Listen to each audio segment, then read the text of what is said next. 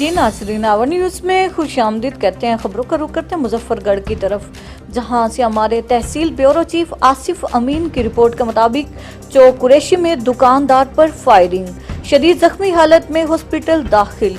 Report के मुताबिक गुज़श्ता रोज परवेज इकबाल सहरानी चौक कुरैशी अपनी करियाने की दुकान पर बैठा हुआ था कि 9:15 पर रात को मौजा फतेह सहरानी के रिहायशी 3 लड़के हबीब, हसनी और ताहिर कौम सहरानी चौक के तीनों पिस्टल्स से लेस थे आगे और आते ही कहने लगे कि हमारे हुक्म पर तुमने दुकान बंद करने से इनकार किया है, इसका तुझे मजा चखाते हैं ताकि आइंदा पूरे चौक वालों को हमारी हुक्म अदूली की सजा का इल्म हो जाएगा और कोई दोबारा ये जुरात नहीं करेगा।